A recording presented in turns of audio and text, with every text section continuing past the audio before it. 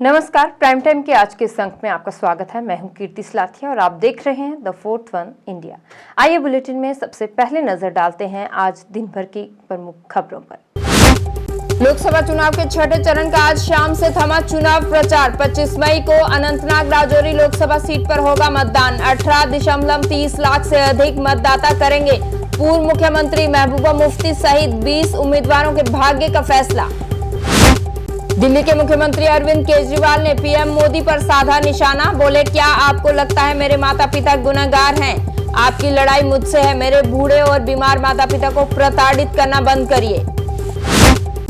अल्ताफ बुखारी ने national conference और people's democratic party पर साधा निशाना। लोगों से कहा, वंशवादी पार्टियों को कश्मीर की राजनीति से करना होगा बाहर। जम्मू कश्मीर में लोग हमेशा लोकतंत्र में करते हैं विश्वास। वंशवादी शासन के लिए यहाँ नहीं है कोई जगह। महबूबा मुफ्ती के हवाला के पैसे से कारोबार करने वाली पार्टी का समर्थन करने के आरोप पर भारतीय जनता पार्टी का पलटवार। अल्ताफ ठाकुर ने कहा, आतंकवादियों की कब्रों पर जाकर रोने वाली महबूबा मुफ्ती हमें न सिखाए राष्ट्रवाद। 90 के दशक में आतंकवाद का फायदा लेकर ही उनका राजनीति में हुआ है जन्म। तो यह थी आज दिन भर की कुछ बड़ी खबरें और बुलेटिन में अब आगे बढ़ते हैं और देखते हैं खबरों को विस्तार के साथ। लोकसभा चुनाव के छठे चरण का चुनावी शोर आज शाम से थम गया है। छठे दौर में 25 मई को 8 प्रदेशों की कुल 58 सीटों के लिए वोटिंग होनी है। लोकसभा चुनाव के छठे चरण में जिन 58 सीटों पर मतदान होना है उनमें सबसे ज्यादा 14 लोकसभा सीटें उत्तर प्रदेश की हैं। बात अगर 2019 की करें तो इन 58 में से 40 सीटें भाजपा ने जीती थी। वहीं दूसरे स्थान पर बहुजन समाज पार्टी के खाते में 4 सीटें गई थी, जबकि कांग्रेस का यहां खाता भी नहीं खुला था। लोकसभा चुनाव के छठे चरण में 25 मई को जम्मू कश्मीर की अनंतनाग राजौरी लोकसभा सीट पर भी मतदान होना है। इस लोकसभा सीट पर पहले तीसरे चरण में मतदान होना था, लेकिन कुछ राजनीतिक दलों द्वारा खराब मौसम का हवाला देते हुए चुनाव को टालने की मांग पर संज्ञान लेते हुए चुनाव आयोग ने अनंतनाग राजौरी लोकसभा सीट पर मतदान को बजाय छठे चरण के लिए स्थगित कर दिया था। आपको बता दें कि अनंतनाग राजौरी लोकसभा सीट पर पूर्व मुख्यमंत्री महबूबा मुफ्ती पीडीपी की उम्मीदवार हैं। वहीं नेशनल कॉन्फ्रेंस ने इस सीट पर मियां अल्ताफ को मैदान में उतारा है और जम्मू कश्मीर अपनी पार्टी ने जफर मन्हास को इस लोकसभा सीट पर अपना उम्मीदवार बनाया है। अनंतनाग राजौरी लोकसभा सीट पर कुल 20 उम्मीदवार मैदान में हैं, जिनके भाग्य का फैसला 25 मई को 8.99 लाख महिला और 81,000 से अधिक पहली बार मतदान करने वालों सहित 18.30 लाख से अधिक मतदाता करेंगे। दिल्ली के मुख्यमंत्री अरविंद केजरीवाल ने उनके माता पिता से स्वाति मालीवाल मारपीट मामले में दिल्ली पुलिस द्वारा पूछताछ करने को उन्हें तोड़ने की कोशिश बताते हुए प्रधानमंत्री नरेंद्र मोदी पर निशाना साधा है। अरविंद केजरीवाल ने प्रधानमंत्री नरेंद्र मोदी के नाम संदेश जारी करते हुए कहा कि प्रधानमंत्री ने झुकाने और तोड़ने की बहुत कोशिश की। आपने एक एक करके मेरे कई विधायकों को गिरफ्तार किया, फिर आपने मुझे गिरफ्तार कर लिया। तिहाड़ जेल में तरह तरह से प्रताड़ित करके तोड़ने की कोशिश की, लेकिन मैं नहीं टूटा। केजरीवाल ने कहा, लेकिन आज आपने सारी हदें पार कर दी। आपने मुझे तोड़ने के लिए मेरे बूढ़े और बीमार माँ बाप को निशाना बनाया है। मेरी माँ बहुत बीमार रहती हैं और वो कई बीमारियों का शिकार हैं। मोदी जी, 21 मार्च को जब आपने मुझे गिरफ्तार किया था, उसी दिन दोपहर को वो अस्पताल से कुछ दिनों बाद लौटी थी। मेरे पिताजी 85 वर्ष के हैं और उन्हें कुछ ठीक से सुनाई भी नहीं देता। क्या आपको लगता है कि मेरे माता पिता गुनहगार हैं? अपनी पुलिस से उनकी पूछताछ क्यों करवा रहे हैं? अरविंद केजरीवाल ने कहा कि मेरे बूढ़े और बीमार माता पिता को क्यों प्रताड़ित कर रहे हैं? आपकी लड़ाई मुझसे है। मेरे माता पिता को प्रताड़ित करना बंद कर दीजिए। भगवान सब कुछ देख रहा है। आपको बता दें कि आम आदमी पार्टी की राज्यसभा सांसद के साथ मुख्यमंत्री आवास पर हुई कथित मारपीट के मामले में दिल्ली पुलिस जांच कर रही है, जिसे अरविंद केजरीवाल उनके खिलाफ भाजपा की साजिश बता रहे हैं। वहीं मुख्यमंत्री आवास के अंदर स्वाति मालीवाल से हुई कथित मारपीट के मामले में अभी तक अरविंद केजरीवाल ने कोई प्रतिक्रिया नहीं दी है और उन्होंने चुप्पी साध रखी है। आज मैं प्रधानमंत्री श्री नरेंद्र मोदी जी के लिए एक संदेश, एक अपील देना चाहता हूं। प्रधानमंत्री जी, आपने मुझे झुकाने और तोड़ने की अभी तक बहुत कोशिशें की। आपने एक एक करके मेरे कई विधायकों को गिरफ्तार किया, लेकिन मैं नहीं टूटा। फिर आपने मेरे मंत्रियों को गिरफ्तार किया, लेकिन आप मुझे नहीं झुका पाए। फिर आपने मुझे गिरफ्तार कर लिया। तिहाड़ में तरह तरह से मुझे प्रताड़ित करके मुझे तोड़ने की कोशिश की गई, लेकिन मैं नहीं टूटा। लेकिन आज तो आपने सारी हदें, सारी सीमाएं पार कर दी। आपने मुझे तोड़ने के लिए मेरे बूढ़े और बीमार माँ बाप को निशाना बनाया। मेरी माँ बहुत बीमार रहती है, वो कई बीमारियों का शिकार है। मोदी जी, 21 मार्च को आपने जब मुझे गिरफ्तार किया था, उसी दिन दोपहर को वो अस्पतालों से कुछ दिनों के बाद लौटी थी छुट्टी लेके। मेरे पिताजी 85 वर्ष के हैं, उन्हें ठीक से सुनाई भी नहीं पड़ता। क्या आपको लगता है मेरे माता पिता गुनहगार हैं? अपनी पुलिस से उनकी पूछताछ क्यों करवा रहे हैं? मेरे बूढ़े और बीमार माता पिता को क्यों प्रताड़ित कर रहे हैं? आपकी लड़ाई मुझसे है। मेरे माता पिता को प्रताड़ित करना बंद कर दीजिए। भगवान सब कुछ देख रहा है। जय। जम्मू कश्मीर अपनी पार्टी के अध्यक्ष अल्ताफ बुखारी ने नेशनल कॉन्फ्रेंस और पीपुल्स डेमोक्रेटिक पार्टी की वंशवादी राजनीति को खत्म करने, जम्मू कश्मीर के युवाओं को जेलों से बाहर निकालने के लिए लोगों से अपनी पार्टी का साथ देने की अपील की है। एक चुनावी सभा में लोगों को संबोधित करते हुए अपनी पार्टी के अध्यक्ष अल्ताफ बुखारी ने लोगों से पूछा कि अगर आप अपने बच्चों को जेलों से बाहर देखना चाहते हैं तो नेशनल कॉन्फ्रेंस और पीपुल्स डेमोक्रेटिक पार्टी जैसी वंशवादी पार्टियों को कश्मीर की राजनीति से बाहर करना होगा। उन्होंने कहा कि पिछले 3 दशकों से अधिक समय से कश्मीर के खराब हालातों के लिए यही वंशवादी राजनीतिक पार्टियां शामिल रही हैं। अल्ताफ बुखारी ने कहा कि 1987 में राजीव फारूक समझौते के तहत चुनावों में धांधली करके इन्होंने लोकतंत्र में लोगों का विश्वास खत्म कर दिया था। बुखारी ने कहा, हम एक लोकतांत्रिक देश में रह रहे हैं और वंशवादी शासन के लिए यहाँ कोई जगह नहीं है और जम्मू कश्मीर में लोग हमेशा लोकतंत्र में विश्वास करते हैं। और दूसरी जमात नेशनल कॉन्फ्रेंस, वो तो वैसे ही खूनी जमात है, झंडा उनका लाल। उन्होंने तो 1931 से ही हमारा खून बहाया। तो उनको तो सवाल में तो कितन करो मुस्लिम कॉन्फ्रेंस नेशनल कॉन्फ्रेंस, तो कितन करो इला पत वनो न हिंदुस्तान से ये कुर्सी दिसो तेल हिंदुस्तान से, ये कुर्सी दिसो तेल हिंदुस्तान से। आज क्या फोट बंद गो, आज क्या ऑटोनॉमी वना, आज क्या सेल्फ रूल वना, क्या बने खुदा कुन सात वन इंसान अल्लाह ताला मौत दिन क्या कतिलन वन बोजान, कतिलन हंदन जलसन मज वन गन, कतिलन मीटिंग वन गन। पन बच्चे याद पेवान कह याद थो, अगर गलती गयो यम नो बी कतिल तो इन करो बी सुई कत्ल गारा। इनके लिए अमन, इनकी कुर्सियों का खतरा है। अगर आपने अपने बच्चों की इज्जत और विकार बचानी है तो कोसों मील इन दोनों खानदानों को दूर रखो सियासत इक़्तिदार से। इनका इक़्तिदार मतलब है आपके बच्चों की जेल, आपके बच्चों के खिलाफ FIR, आपके बच्चों के खिलाफ PSA। बेचारे जमात इस्लामी वालों के खिलाफ बैन, अल्लाह के फजल से हम लड़ेंगे। वो बैन भी उठे और ये इसलिए भी लड़ेंगे कि उनके सब स्कूल चलें। क्यों नहीं चलेंगे उनके स्कूल? जो हमारे घरों में 3 पहुंचाएगा, हम उनके लिए पीछे पीछे उनके चलेंगे और उनका हर जगह पे दिफा करेंगे।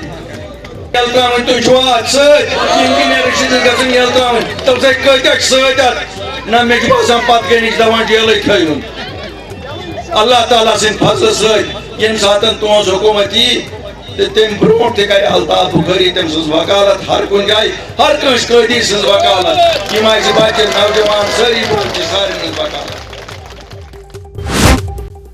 पीडीपी अध्यक्षा महबूबा मुफ्ती द्वारा भाजपा पर आतंकवाद को वित्त पोषित करने के लिए पाकिस्तान से लाए गए हवाला के पैसे से कारोबार करने वाली पार्टी का समर्थन करने के आरोप पर आज भारतीय जनता पार्टी ने पलटवार किया है। भाजपा प्रवक्ता अल्ताफ ठाकुर ने कहा कि महबूबा मुफ्ती पहले ये बताएं कि वाहिद पारा कौन है।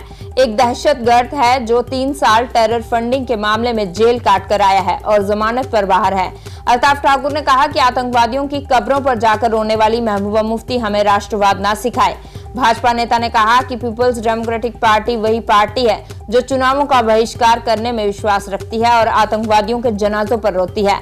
अल्ताफ ठाकुर ने महबूबा मुफ्ती को कथित आरोप लगाते हुए कहा कि वह किसी शहीद पुलिस कर्मी के घर नहीं जाती और अगर वह जाती हैं तो वह दहशतगर्द के घर पर जाती हैं। अल्ताफ ठाकुर ने कहा कि महबूबा मुफ्ती चुनावों के बहिष्कार से ही राजनीति में आई हैं और 90 के दशक में आतंकवाद का फायदा लेकर ही उनका राजनीति में जन्म हुआ है। बीजेपी उससे हाथ मिला जो टेरर फंडिंग में मुलव्वस है। महबूबा जी बताए ना, वहीद पराखून दहशतगर्द है, 3 साल जेल काट के आया है, बेल पे छूटा है, टेरर फंडिंग में मुलव्वस था और दहशतगर्दों के कब्रों पर रोने वाली कौन है? यही महबूबा मुफ्ती है। महबूबा मुफ्ती हमें नेशनलिज्म का सबक नहीं दी।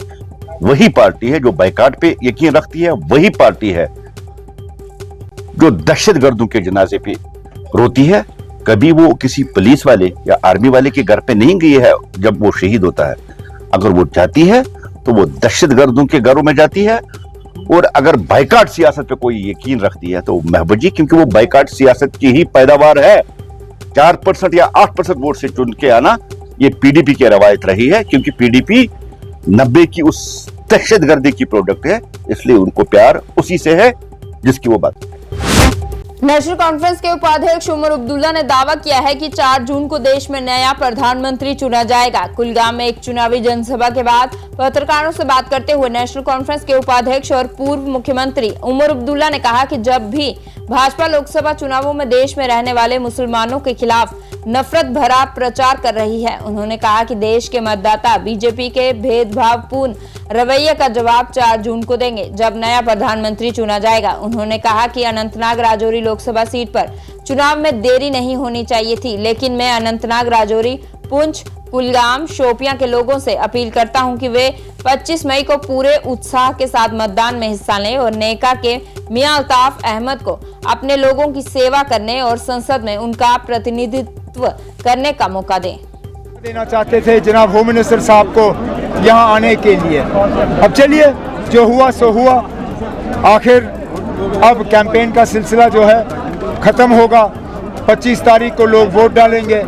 मेरी अनंतनाग, राजौरी, पुंछ, कुलगाम, शोपियां के वच्ची इलाके में सब वोटरों से मोतबाना गुजारिश है कि वो बढ़ चढ़ के बाहर आके अपने वोट का इस्तेमाल करें, हल के बटन को दबाएं और जनाब मियां अल्ताफ साहब को एक मौका दें कि वो उनकी खिदमत और उनकी नुमाइंदगी कर सकें। ज़राए से पता चला है कि आपके मुखालिफिन पैसा बटोर रहे हैं यहाँ पे उस पार पहाड़ के उस तरफ। बिल्कुल। अब अगर आपके पास कोई रील हो तो मेहरबानी करें हमें दे दीजिए, हम इलेक्शन कमीशन तक उसको पहुंचा देंगे। और अगर उनके पास बहुत ही ज़्यादा पैसा है तो थोड़ा हमारे तरफ भी दे दे, गरीब पार्टी है ना, अब हम कहीं इस्तेमाल कर लेंगे। सुप्रीम कोर्ट से रिट पिटीशन जो है रिव्यू खारिज हो गई है।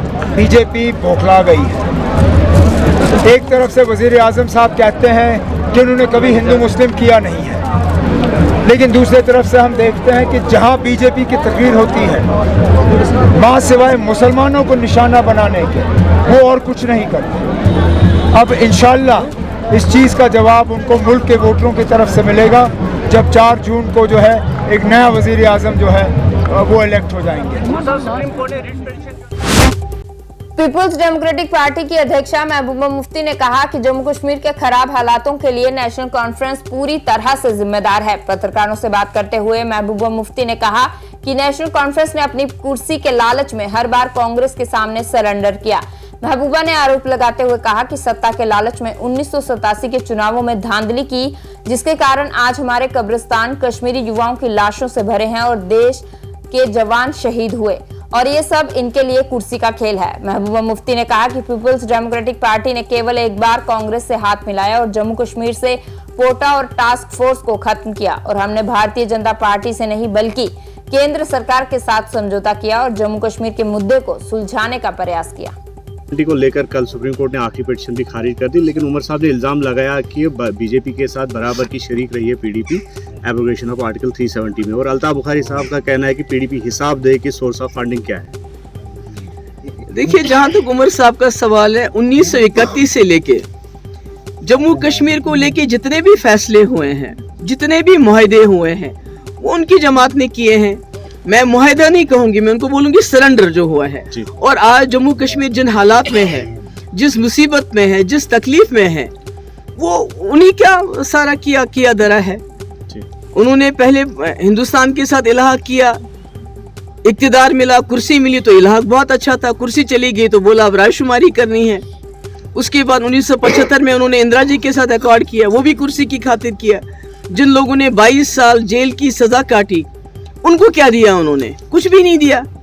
उसके बाद कांग्रेस के साथ अकॉर्ड करके मकबूल भट्ट को फांसी दी, वो उसका मुआहदा का वो नतीजा निकला। उसके बाद दूसरा अकॉर्ड किया, फारूक साहब और कांग्रेस में हो गया। उसमें क्या मिला? उसमें यही मिला कि 87 में सिर्फ इसी कुर्सी की खातिर रिगिंग की कि आज हमारे कब्रिस्तान जो है शहीदों से भरे हुए हैं।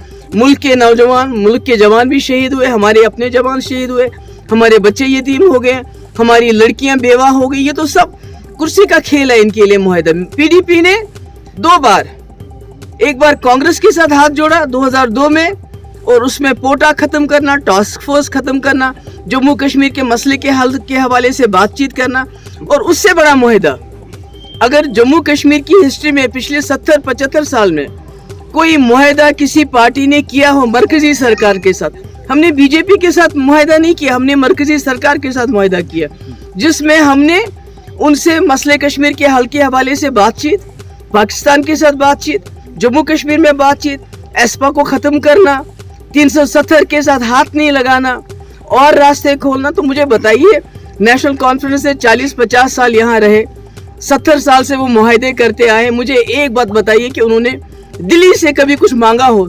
सब कुछ तो दे दिया उनको, हमेशा तो सरेंडर किया। ये पीडीपी है जिसके पास दिल्ली वाले खुद चल के आए, राम माधव चल के आया, दूसरे लोग चल के आए, डॉक्टर मनमोहन सिंह 2002 में खुद चल के आए। हम तो इनकी तरह, जैसे देवेंद्र रैना ने बोला कि उमर साहब और हम, वो खुद चले गए 2014 में दिल्ली बीजेपी के साथ सरकार बनाने के लिए। उसके बाद 2019 में खुद चले गए सरकार बनाने के लिए। अभी हाल ही में इनके बड़े ही जो दोस्त हैं गुलाम नबी आज़ाद साहब, उन्होंने ये इल्ज़ाम लगाया कि ये बीजेपी वालों से रात को मिलते हैं। हम तो महबूबा मुफ्ती तो रात को नहीं मिलती है, हमने तो जो किया दिन दहाड़े किया।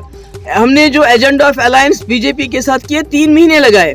मुझे एक बात जो एजेंडा अलायंस में उमर साहब करके दिखाए ना, करके दिखाए। मुझे इनके पास 60 MLA थे, इन्होंने तो उमर साहब की मिनिस्ट्री के लिए वो जो ऑटोनॉमी का रेजोल्यूशन है उसको भी डस्टबिन में फेंका। ये क्या बात करेंगे मेरे साथ? महबूबा मुफ्ती ने 12,000 नौजवानों की FIR वापस ली बीजेपी सरकार में, सीज फायर कराया। बीजेपी के सारे डेलीगेशन मिनिस्टर अरुण जेटली तक को यहाँ लाया और यहाँ बातचीत के लिए उनको आमादा किया, मगर यहाँ हुर्रियत वालों ने दरवाजे नहीं खोले। तो महबूबा मुफ्ती क्या कर सकती है? कोई ये करके दिखाए जो महबूबा मुफ्ती ने अपने वक्त में किया, या जो मुफ्ती मोहम्मद सईद ने अपने वक्त किया जम्मू कश्मीर की कौम के लिए। हमने तो कौम को इस खून खराबे से बाहर निकालने के लिए हर इकदाम उठाए। इन्होंने तो सब कुछ अपनी कुर्सी के लिए किया। आज भी पिछले 5 साल से एक ही राग अनाप रहे हैं, इलेक्शन करो, इलेक्शन करो, असेंबली का इलेक्शन करो, क्योंकि कुर्सी के बगैर ये लोग रह नहीं सकते। जम्मू संभाग इन दिनों लू की चपेट में है। जम्मू शहर में आज सुबह की शुरुआत भी शुष्क मौसम के साथ हुई। हर कोई गर्मी से बचाव के लिए उपाय कर रहा है। वहीं प्रशासन ने भी लोगों को बिना जरूरी काम के घर से बाहर नहीं निकलने की सलाह दी है। भीषण गर्मी और लू से लोगों को राहत देने के लिए जम्मू कश्मीर पुलिस ने भी एक बड़ा प्रयास करते हुए लोगों के लिए शीतल जल की छबील लगाई। पकाडंगा पुलिस स्टेशन के SHO राकेश जम्वाल के प्रयासों से लगाई गई मीठे पानी की छबील में पकाडंगा पुलिस स्टेशन के कर्मियों ने लोगों को मीठे पानी का वितरण किया और लोगों को इस भीषण गर्मी और लू से राहत पहुंचाई। पुलिस द्वारा किए गए इस प्रयास की लोगों ने भी सराहना की। आज की इस छबील का इनिशिएटिव कल रात को ही मैं और बोरा साहब इधर इकट्ठे थे, तो मैंने इनको कहा कि सर आप भी एक सामाजिक कार्यकर्ता हैं, तो हम क्यों ना एक छोटी सी पहल सिविल सोसाइटी के साथ मिलके इस चिलचिलाती गर्मी में, जबकि टेम्परेचर इस समय 45 के आसपास है और येलो अलर्ट तो हो ही चुका है, तो उसी के एक उपलक्ष्य में छोटी सी कोशिश जम्मू कश्मीर पुलिस की सिविल सोसाइटी के साथ, और अगर इसमें हम लोगों को इस गर्मी में अगर थोड़ी सी ठंडक अगर पहुंचा सकें तो मेरा ख्याल है ये एक बहुत बड़ा काम होगा। क्या लगता है आपको वार्निंग देंगे? मैं ये कहूंगा कि इस गर्मी में बड़ा ही जरूरी काम हो तभी आप लोग निकलें, वरना सुबह और शाम का समय है कि आप लोग निकलें। जैसा कि मैंने पहले भी कहा कि कल शाहरुख खान अगर इतनी बड़ी सेलिब्रिटी जो इतने फिटनेस फ्रीक हैं, इस गर्मी से अगर हॉस्पिटलाइज्ड हो सकते हैं, तो आम आदमी इतना फिटनेस फ्रीक भी नहीं है। तो मैं कहूंगा कि बच्चों को स्पेशली, बूढ़ों को इस गर्मी में ना निकले और हो सके तो अपने काम सुबह या फिर शाम के समय ही करें। ये मैं कहूंगा कि तभी में भी एक दो घटनाएं हुई हैं कि उनके डूबने की, और मैं कहूंगा कि अगर उन्होंने नहाने ही जाना है तो कृपया अपने पेरेंट्स को या किसी बड़े को अपने साथ में रखें, ताकि ऐसी कोई दुखद घटना ना हो सके जिसके लिए कि उनके परिवार को पूरी उम्र अफसोस होना पड़े उन्हें। प्राइम टाइम के आज के इस अंक में बस इतना ही। इसके साथ ही हमारी सारी टीम को दीजिए इजाजत और आप जुड़े रहिए द फोर्थ वन इंडिया के साथ। धन्यवाद। शुभ रात्रि।